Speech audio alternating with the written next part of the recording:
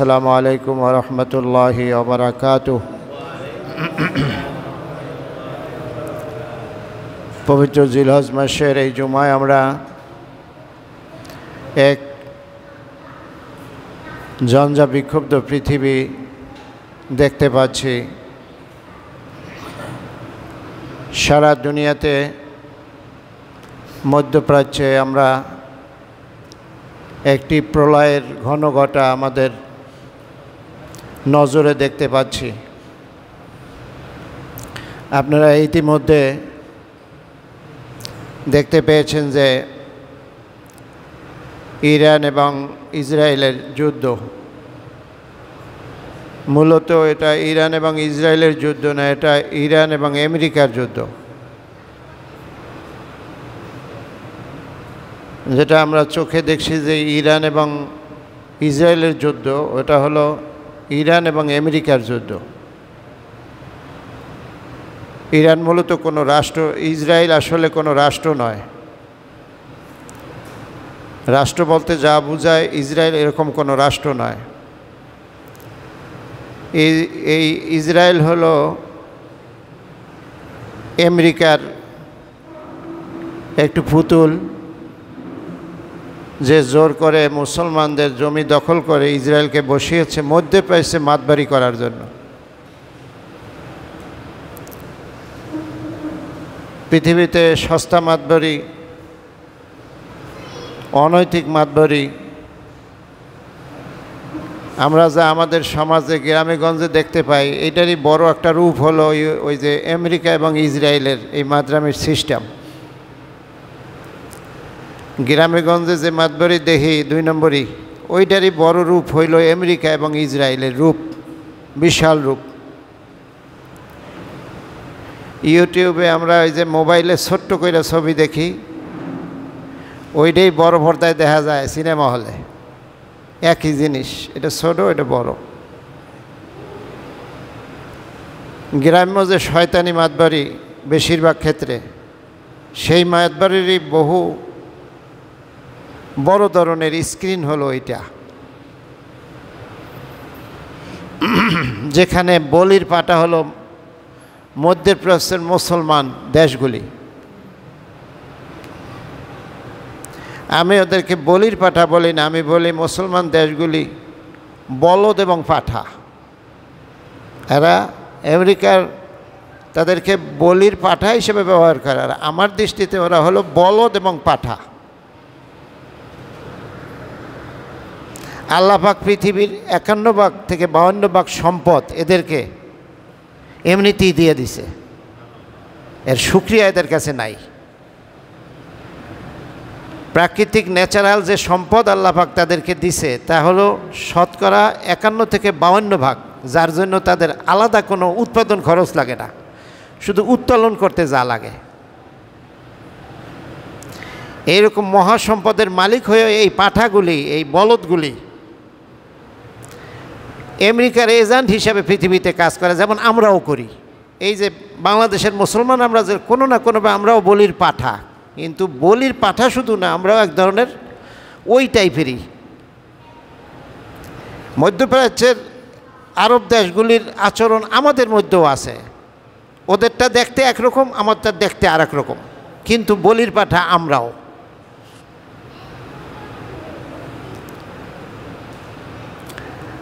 আমরা যে বলির পাঠা, এটা আমরা নিজেরাও বুঝি না।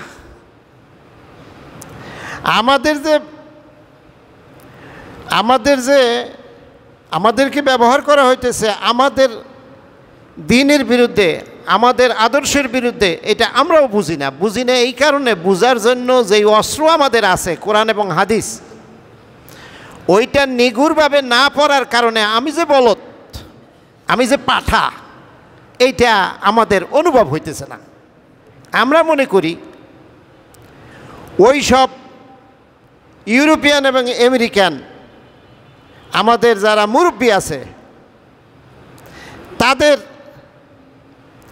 আচার আচরণ, তাদের আদর্শ, তাদের যে দৃষ্টিভঙ্গি, এইটা আমরা অনুসরণ করতে পারলে আমরা অনেক উঁচুয় চলে গেলাম, উপরে চলে গেলাম। আসলে আমরা হলাম দাসানুদাস, গোলাম। ওরা হলো মালিক।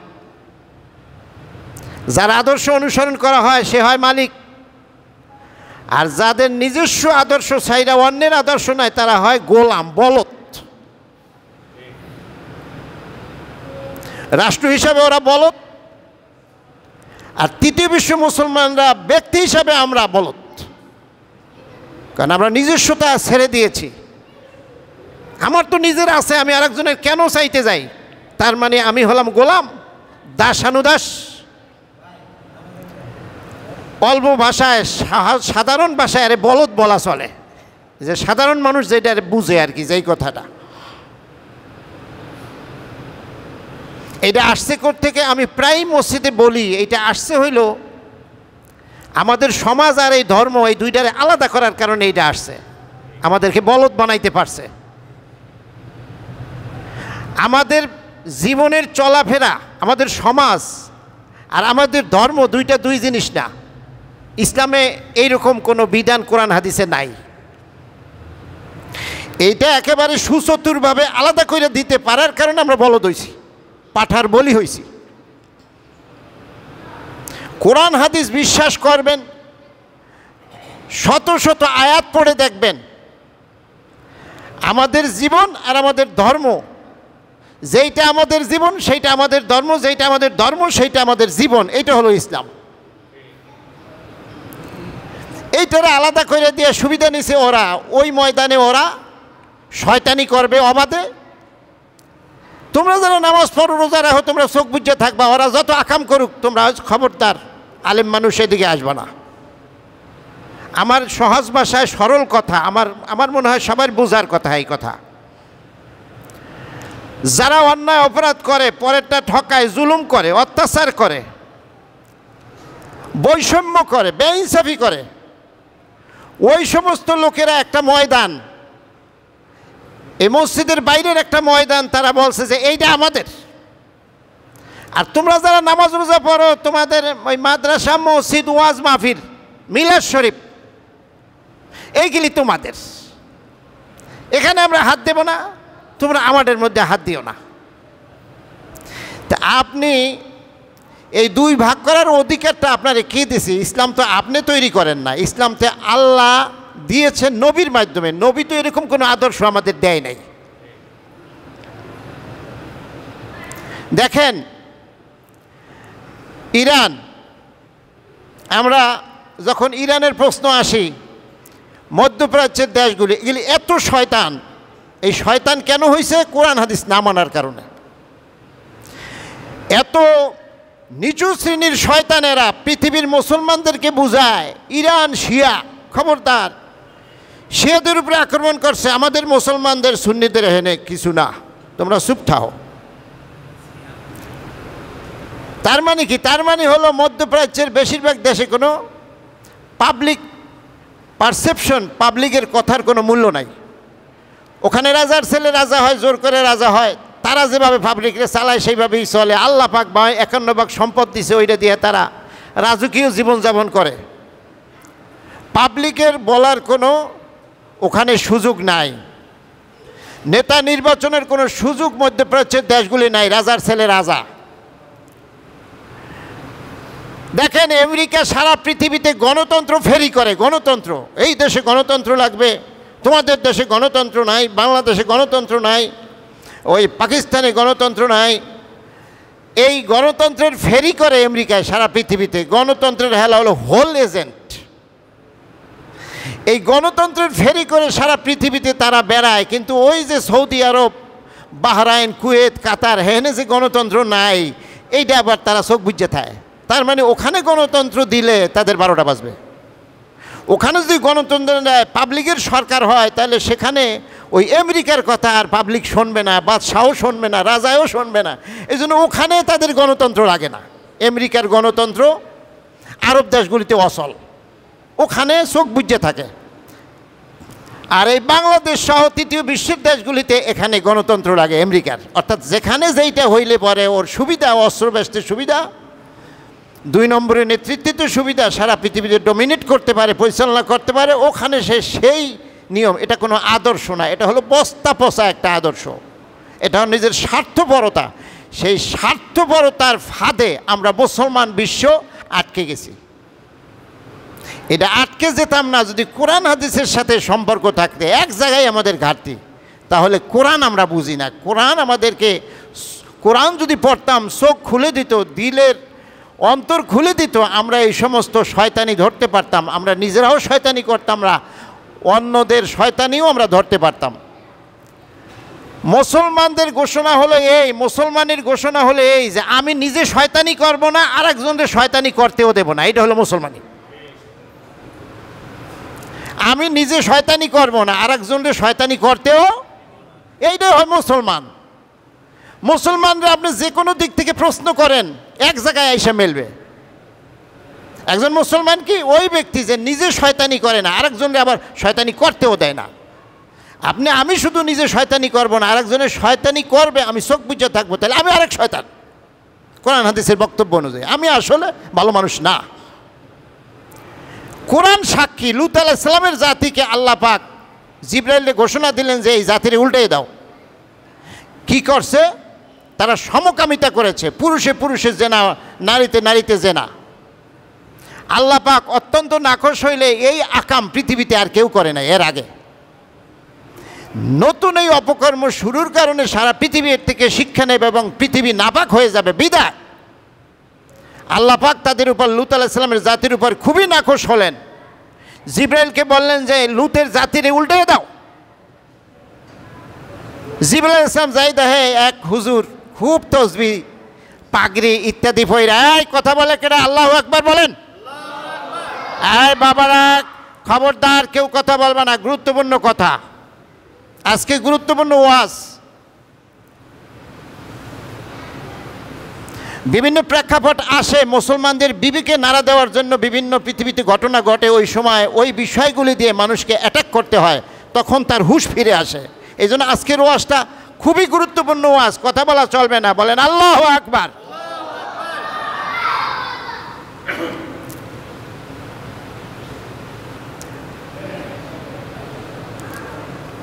আল্লাহ রাব্বুল আলামিন লূত আলাইহিস সালামের জাতিকে উল্টাই দিতে বলল।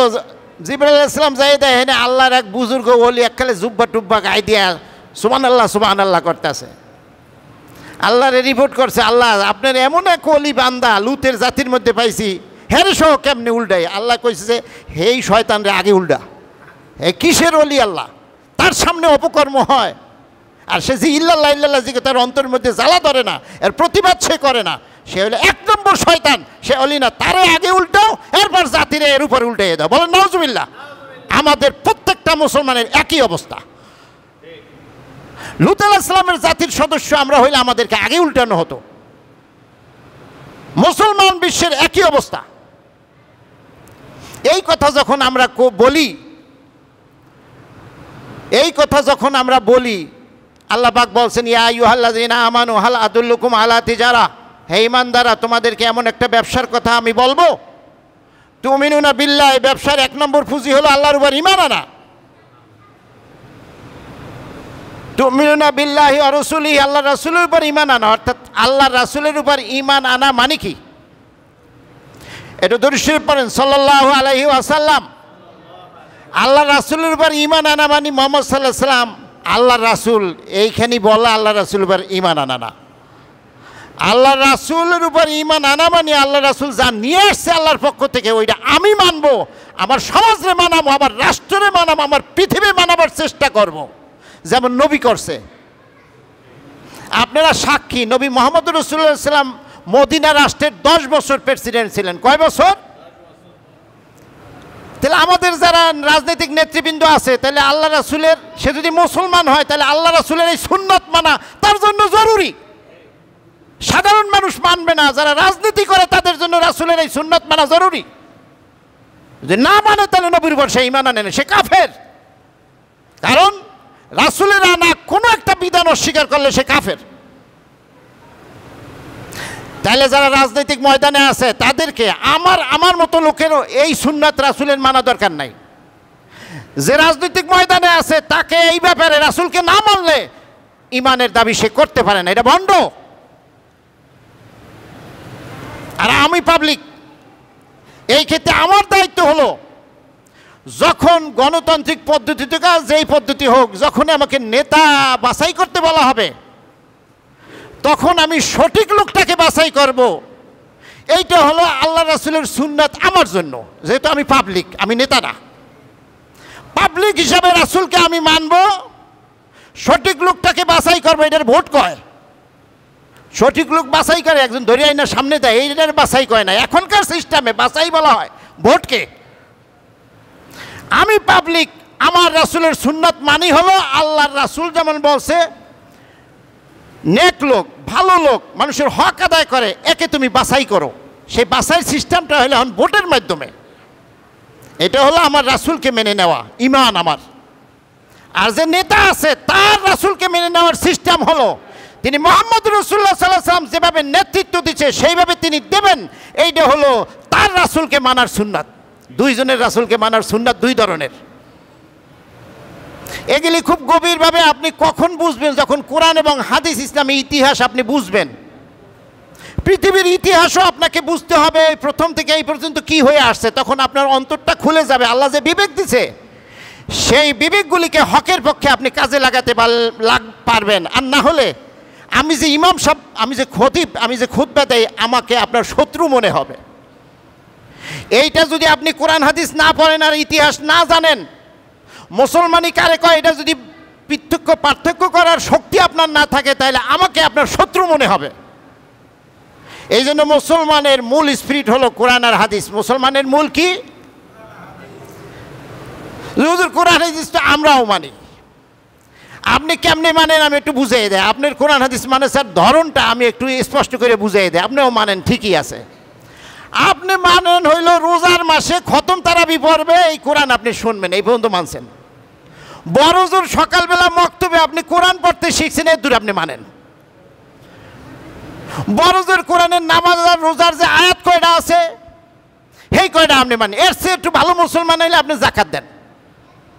কোরআন শরীফে আল্লাহ পাকে এই কয়টা হুকুম তো দেয় নাই। আল্লাহ 500-র উপরে সরাসরি ফরজ হুকুম আছে। 500-র উপরে আপনার আমার জন্য ফরজ হুকুম আছে। আপনি আমি মানলাম তো সর্বোচ্চ 10টা, বাকিগুলি না মানার পর আপনি মুসলমান দাবি করেন, আপনার সাহস তো কম না?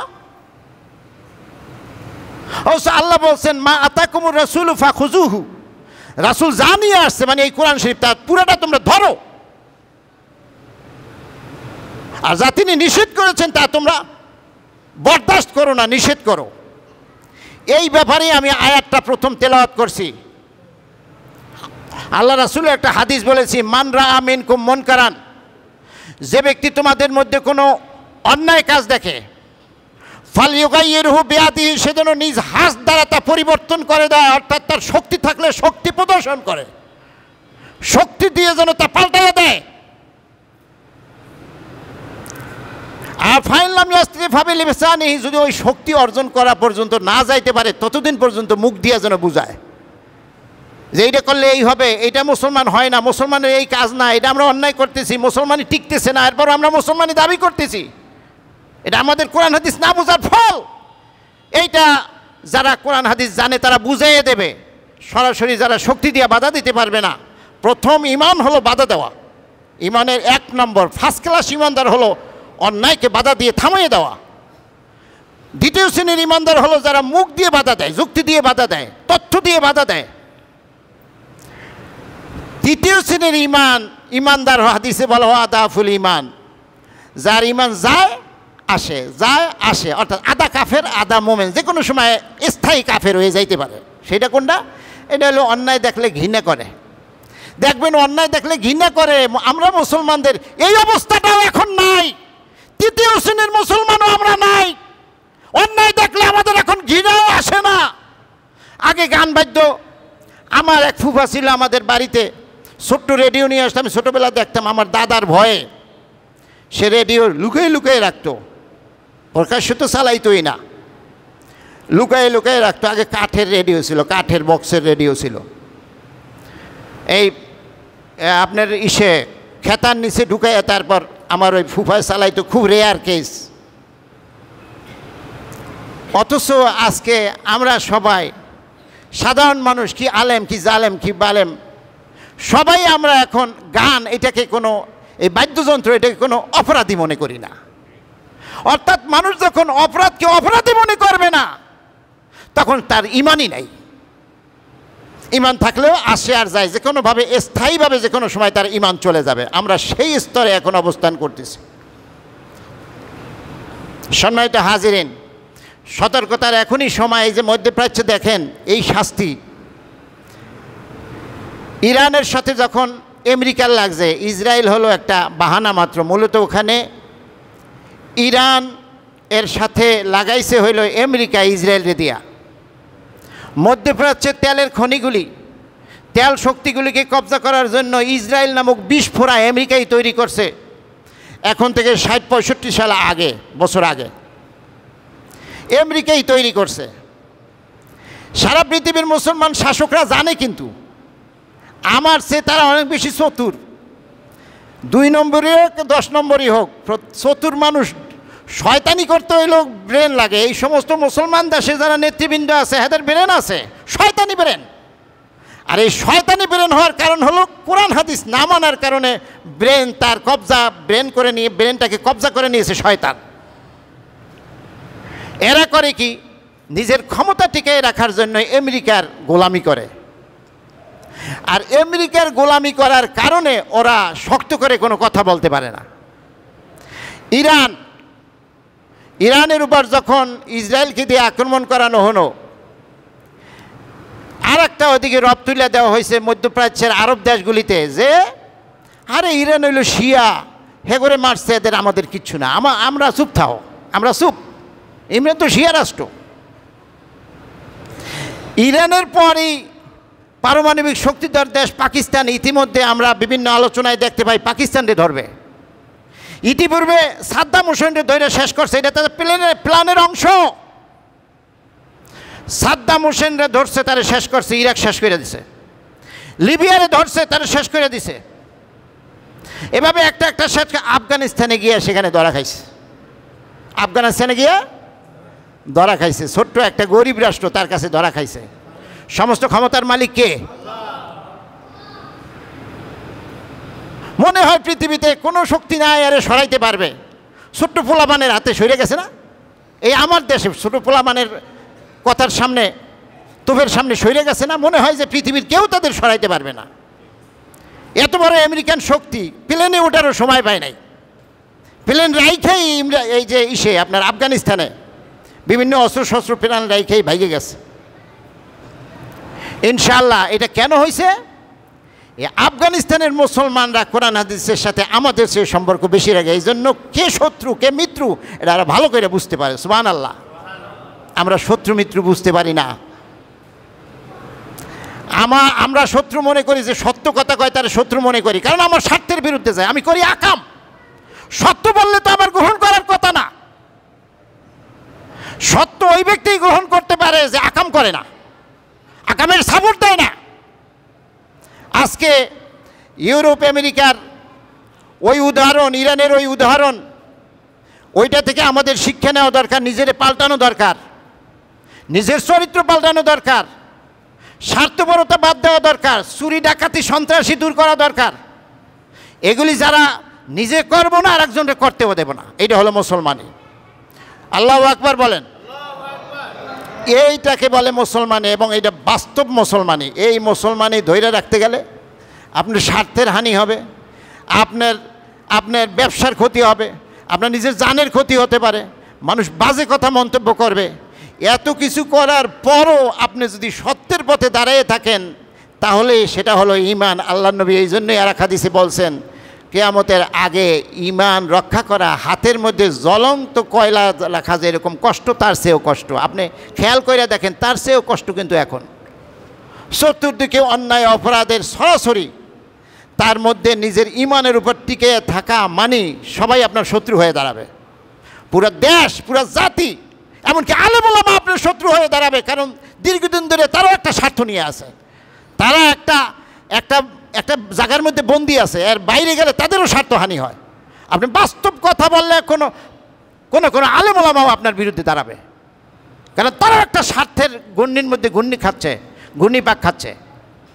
এই জন্য আল্লাহ নবী যে বলছে যে জ্বলন্ত আগুন কয়লা হাতের মধ্যে রাখলে যেরকম কষ্ট হয় এই জামানায় ঈমান রাখা তার চেয়েও বেশি কষ্ট হবে। এই কষ্ট সহ্য করে কেউ যদি আগায়া যায় সে হবে মোমেন, আর মোমেনের নিশ্চিত গন্তব্য স্থান হলো জান্নাত। মোমেনের নিশ্চিত গন্তব্য স্থান হলো জান্নাত। এখন আমরা আমাদেরকে একটু পরীক্ষা করে নেই। আসেন, আমরা কি মধ্যপ্রাচ্যের ওই দালালদের মতো আচরণ আমাদের কিনা? মধ্যপ্রাচ্যের এই সমস্ত দালাল নামক রাষ্ট্রপ্রধানদের মতো আমাদের ব্যক্তি দিয়া, একজন রাষ্ট্রপ্রধান দিয়ে ব্যক্তির বিচার করা যায়? ওরা যেরকম দালালি কইরা মুসলমানের দাবি কইরা পৃথিবীতে ঘুরতেছে, আমিও ওই রকম কিনা? আমার চরিত্র দালালির চরিত্র কিনা? ইউরোপ আমেরিকার আদর্শ প্রচারের জন্য এই বাংলাদেশে আমি চেষ্টা করি কিনা? আমার কথা কাজে, আমার উঠা বসায়, আমার আদর্শে, সব জায়গায় ওই ইউরোপ আমেরিকার গোলামি আছে কিনা?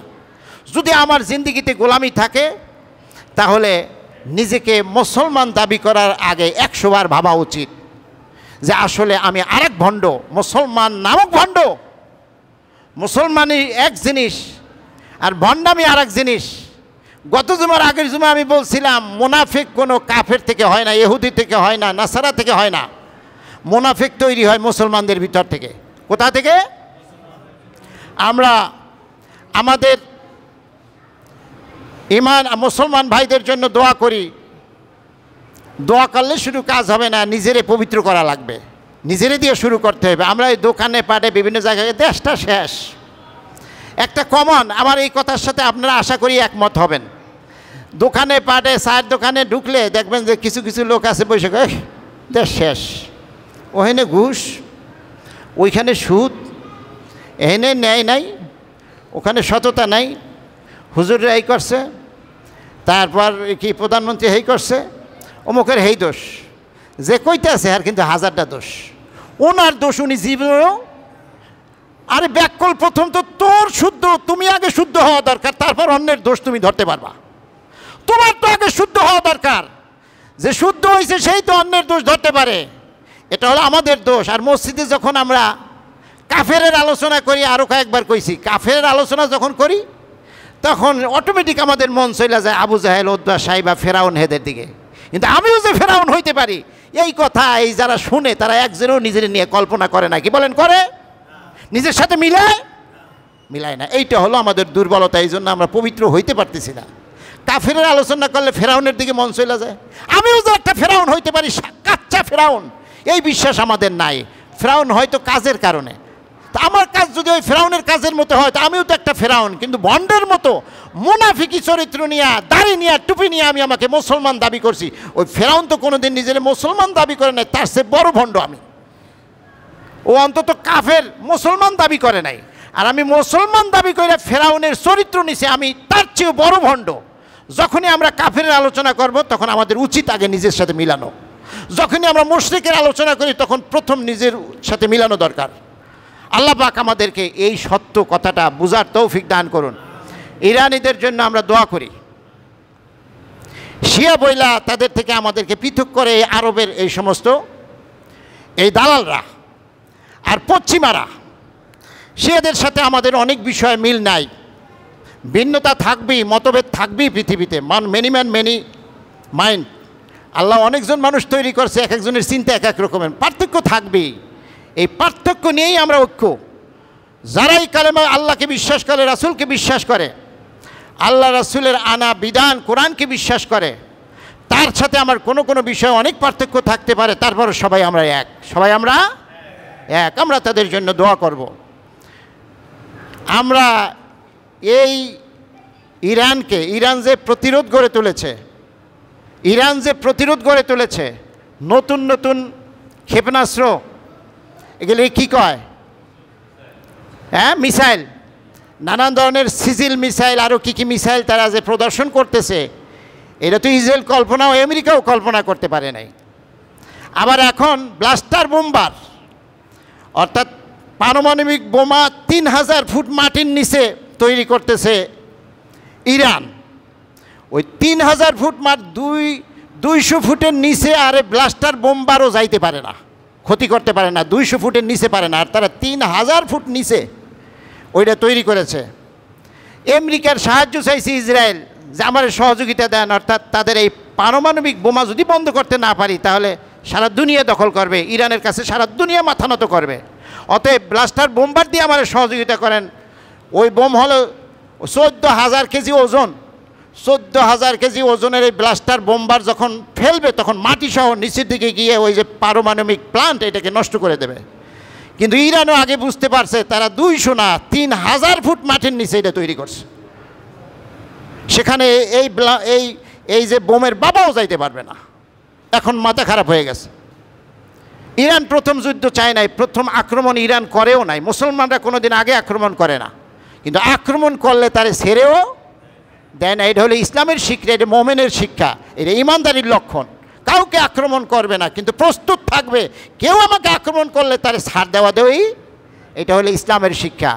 আল্লাহ পাক ইরানের এই শক্তিমত্তাকে আরও বৃদ্ধি করুন, সবাই বলে আমিন। এরা যদি দমন করতে পারে, সারা পৃথিবীর মুসলমানরা তাদের কাছে পানির মতো হয়ে যাবে, কোনো মূল্য থাকবে না পৃথিবীতে আমাদের।